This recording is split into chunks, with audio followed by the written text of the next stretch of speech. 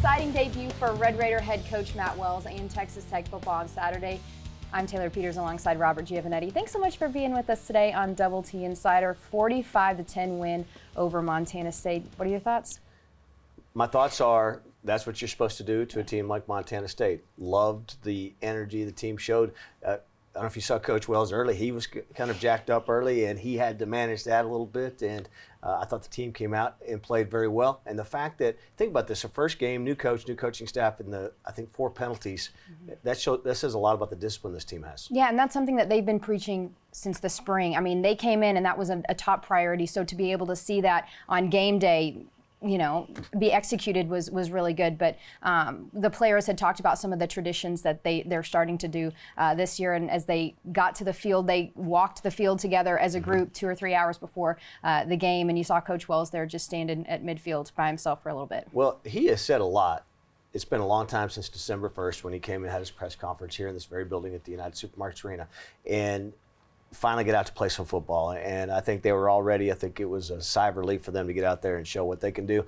And again, I think you can't expect 4 penalties every game, but I think you've seen this throughout practice. This coaching staff is disciplined. They preach discipline. I think this team has shown that. I was really impressed with the defensive performance too. I mean, 3 and out every time, almost every time it seemed like, but 8 I think was the total number for them. Broderick Washington was spectacular. 11 tackles for Jordan Brooks, just spectacular leaders for that group. Coach Wells has been talking about Jordan all summer long, and Jordan was a tremendous force on Saturday. I think that first tackle for loss on 3rd down set the tone for the rest of the game. A couple of trick plays helped Montana State, but I'm not sure you could have asked more out of the defense. And offensively too, Alan Bowman, we've all been talking about him. We've been really excited about what he was going to bring to this offense and how he was going to be able to execute Coach Yost's offense. I thought he did a really good job on Saturday. The thing that's funny about Alan is he had such a great, efficient day, and people were still asking me, well, what do you think about Bowman? Because we expect so much out of him. I thought he distributed the ball evenly. I mean, he was checking down. He did everything we expect Allen to do. And the team was led by a newcomer in receiving yards, and that's Xavier White, a Lubbock kid, 107 receiving yards on 5 catches, excuse me. Dalton Rigdon, those 6 catches. So it's good to be able to see some new faces out there. Dalton had a bunch of those catches on that first drive. I kept thinking, how many catches is this guy going to get today? I was thinking back to sometime around July. Coach Wells told me about Xavier White. He said, watch that kid. We've always had success with a walk-on at that spot, and Xavier has the big game on Saturday. Absolutely. And special teams, too. It's not really something that we've talked a whole awful lot about throughout camp, but Austin McNamara, he had a pretty big game. He did, and you watch Coach Tomberdahl during practice and the way he works with these guys. I thought that group set the tone early with the first play of the game on the special teams. You saw a lot of energy. Again, first game, a lot to go, but like what you saw there. And when you lose a group of seniors like Don Panazzolo and Clayton Hatfield, you're just really not sure what you're going to be able to get. But they were really intentional about going out and getting some big legs, and we saw that on Saturday. And Coach Wells talked about also post game that you had a freshman deep snapper, which you don't notice deep snapper until they screw up, but a nice night game there also. Yeah, he did not screw up. Texas Tech football, a big win for them on Saturday. And Red Raider soccer was also able to get a pair of wins on the week, too. They defeated Oral Roberts on Thursday and then, of course, North Texas on Sunday. This team showed both those games how explosive they can be. You had big halves in both games, first half against Oral Roberts, second half against North Texas. And I think the fact that, again, spread out. You see a lot of players that Coach Stone, very athletic. This is an athletic team, fun to watch. Yeah, Kirsten Davis is really, really, really good. And we've talked a lot about her. She's been a huge leader for this team. She's in her junior season. But Coach told her something after the game. He said, you know what, Kirsten, you can be the best player on the field, and you may not even score a goal, which she didn't. She didn't get credit for that one goal. But she has just been a huge producer for this team. She didn't get credit on that goal, but an athletic play, ran that ball down, kind of out-physicaled the defender for North Texas, and Tech was able to get the goal. And meanwhile, Red Raider volleyball goes out on the road, and they start their season in Ohio. What are your thoughts and just being able to see them finally in a game? I think to win on the road against a Big Ten opponent the way they did is pretty impressive. Go to that 5th set and win that. Emily Hill did everything we've all talked about at preseason. What kind of force she's going to be was the most outstanding player of that tournament. So a lot to like for that group. Well, she was the most outstanding player for that tournament. She was also offensive Big 12 player of the week too. We've talked so much about her and we've been really excited about her, but she's just so versatile. She's so consistent. She can really do anything that the coaches are asking her to do. Coach Greystone always talks about how coachable she is, how much of a leader she is. I don't think we can put enough importance on how big that match win was against Ohio State. I think that's something that we'll be talking about at the end of the year when this team looks at postseason. We'll talk to Coach Greystone here in just a little bit on Double T Insider, but coming up next, we look back at Saturday's big win. Stay with us. We'll be right back on Double T Insider. All day in America, twice on Saturdays. Armand Shine gets into the secondary. Shine! What kind of speed do you have? Down the right side! Touchdown! Texas Tech! Armand Shine! Welcome back into Double T Insider. Armand Shine, well, he looks good on Saturday. He did, and so many people asked after the game, who is this Armand Shine? He's a bit of an unknown. We had seen him, we were able to see him in summer camp to know what to expect out of him, but a great game for Armand on Saturday. A 69-yard run to be able to put up his first touchdown as a Red Raider. And he was actually talking to the media earlier this week, and he said, yeah, I just kept running, and I was wondering, okay, someone's either going to catch me or I'm going to get there to the end zone. And fortunately, he scored a touchdown. And it was pretty hot, so Armand, I noticed on the sideline after that, he was enjoying some water after that because that was a long, hard run. Well, there in the second quarter, too, speaking of the run game, you see Sir Roderick Thompson. He gets 3 or 4 snaps in a row, and then he scores his second touchdown of the game, and he comes off, and I thought, oh, gosh, he looks really tired. What we saw on Saturday is that Coach Yost is going to rely on a lot of his running game. That's going to open things up for Alan Bowman and so many options with the running game. That really helps. When we were watching and we're thinking, wow, this is really fast. They're calling plays really quick. They're getting up to the line of scrimmage really fast. They're executing quickly.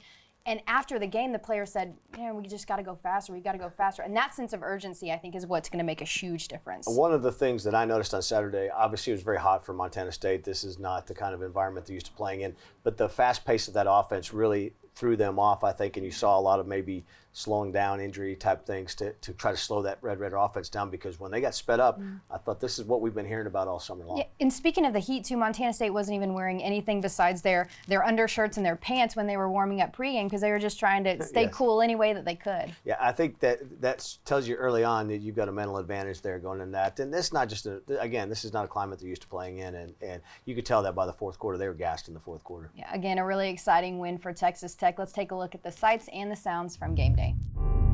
Matt Wells getting ready to coach his first game at Texas Tech. You play for those that came before you, but you play for these guys right here in this locker room right now. Hey, only thing on my today is 1-0, baby. 1-0, 1-2, 1-2, 1-0. Takes every one of us in here, no more, no less. Absolutely no more, no less.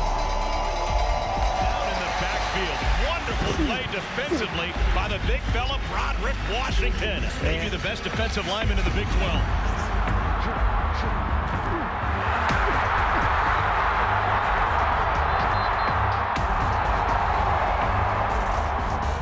Take the handoff, they spit it out. That's McLean. Mannix, and Mannix did it. Yes, he did. Touchdown, Texas Tech.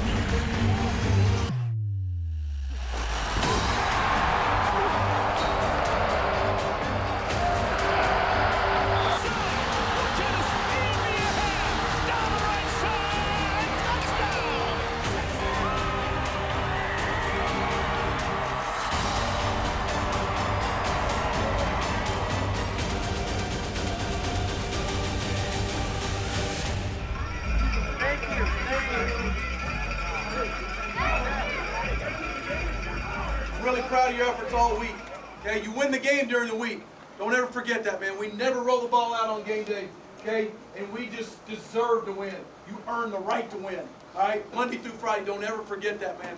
Got a couple game balls. First one up. They told me it was his 9th career game ever with 10 or more tackles with 11. All right, number 1. Yes, sir.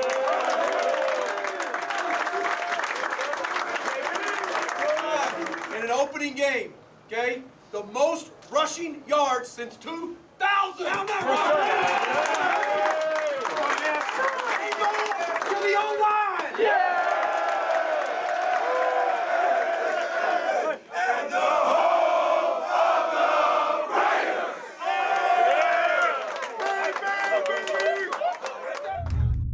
just love that Coach Wells gave the offensive line the game ball at the end of the game. They were so dominating, and it was a great locker room experience, fun to watch that. He always does a great job of letting us look behind the scenes a little bit with the program, and a big win for everybody. And I think it says a lot, too, that the offensive line was able to execute the way that they did without a huge leader in Terrence Steele. He's been out for a little bit. He's been kind of banged up throughout camp, but I'm hoping that he'll be back soon. And Terrence is a guy they've talked about all along as being the leader of this group and a guy they're really looking forward to have out there, and so hopefully we'll get him back. A big win for Coach Wells in his debut here at Texas Tech. He joins us next on Double T Insider.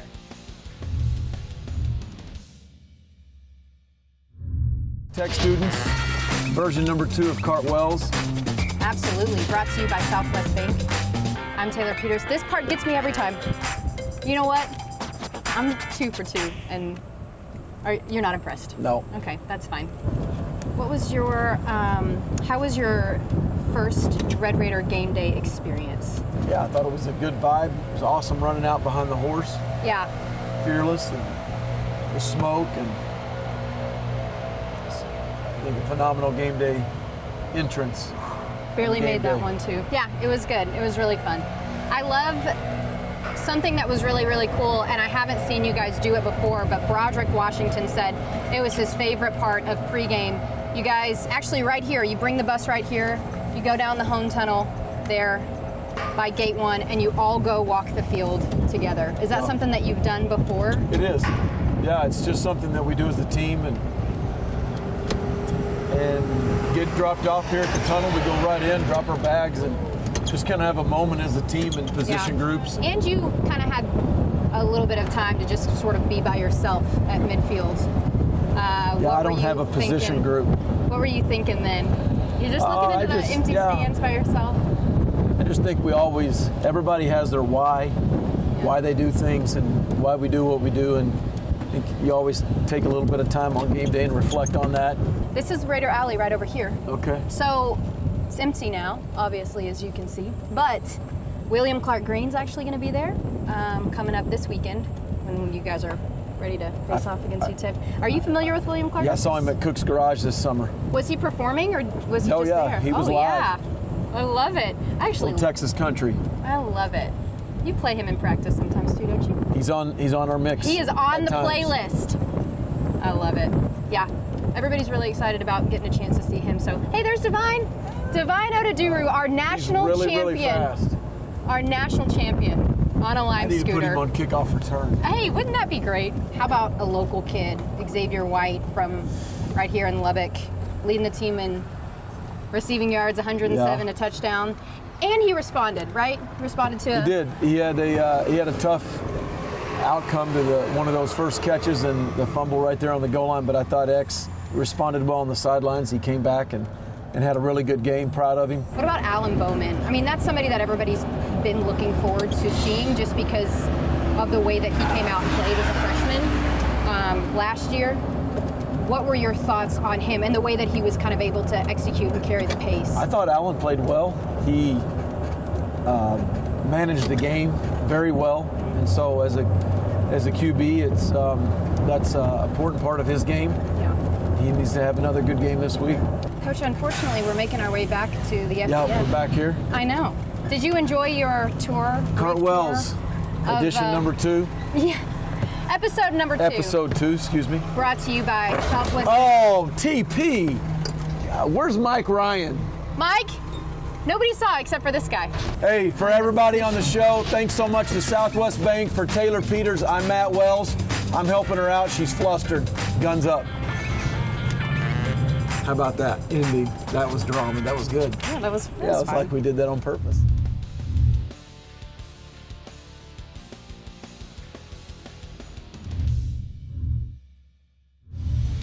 Red Raider Volleyball goes 3-0 to open up their season. I'm Taylor Peters here with head coach Tony Grayson. Coach, there's lots of things that were really impressive about this group, and we'll get to Emily Hill here in just a second. But was there anything in particular that just jumps out to you that was, really exciting, an exciting moment from that weekend? The whole thing was just us being ourselves, and that first weekend you want to see what your team's really all about, and you talk about different things and you have some ideas, and then you don't know until you see it.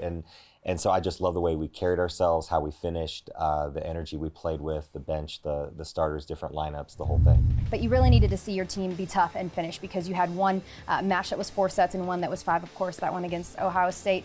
Were you pleased with the way that you saw your team kind of have command there late? Yeah, absolutely. In the 4th set against Ohio State, we probably should have won it then. We had a couple chances, and then Ohio State made a big push, and they kind of stole that 4th set from us. And so we were immediately put in that situation, kind of like we were the last couple of years. You know, we had it, and then we didn't have it. And then what are you going to do? And we were so good in that 5th set, and you could just see a whole different group. And you had mentioned that, you know, in a couple of years, you put yourself in a position to just be able to win some of those matches, and then they just kind of slip away from you. Does that sort of indicate to you the type of team that this group is going to be moving forward, especially when we get into, you know, some of those really tough and competitive conference games? Yeah, I sure hope so, and I think it will. And we know we're going to be in this situation a whole bunch this year. That's just life in the Big 12. But you could just see a whole different level of calmness, and you know, we were expecting that win the whole time, and it just felt so different than the last couple of years. And Emily Hill is just sensational, is she not? I mean, 66 kills on the weekend, a career high 29 against Ohio State. She was the tournament MVP, Offensive Player of the Week in the Big 12. I mean, what was just the most impressive part about her performance over the weekend? She was good in every single part of the game. I mean, it was her serving, it was her back row play, it was her serve receive, it was her block. I mean, she filled the box score, and for us, we just knew where to go, and she knew that nobody could stop her at some points, and it was such a comfort for us, and especially against Ohio State, because we held Brooke out because she just wasn't feeling it. And so Chandler played great, but it was so nice to be able to look at that one player and say, you're going to carry us a little bit, and she did. How exciting is that too, just to start off her senior year with a real bang? Yeah, there is something about the senior seasons, and for some players, everything just finally falls into place and slows down, and all the work you've been putting in just instantly starts to pay off. And for her, she's just the ultimate grinder, and just reps out every day and never takes a day off. And so to see her rewarded, it just makes you feel so good. We've talked a lot about Alex Kirby too, and you said before the season started really that you've just been impressed with the command that she has had and the way that she's kind of come in and just operated this system with a lot of confidence. What did you see from her? Yeah, she played really well, solid in all areas. I just like her energy. The team always wants to play for her.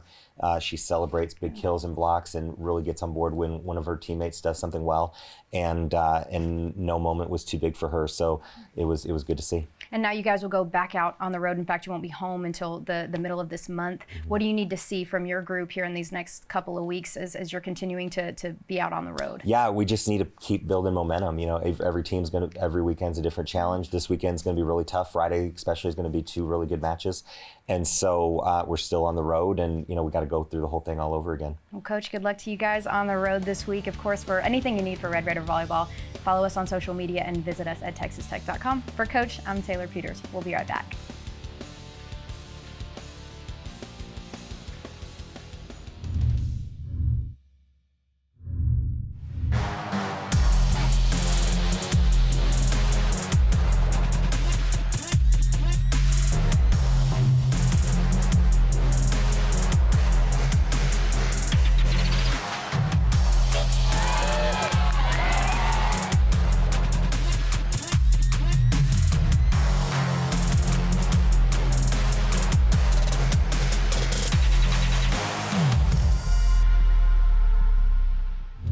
Into Double T Insider coming up this week in Texas Tech Athletics. Red Raider football hosting UTEP Saturday at 7 o'clock. Texas Tech soccer back at the John Walker Soccer Complex Friday night, 7 o'clock against Abilene Christian. That is senior night.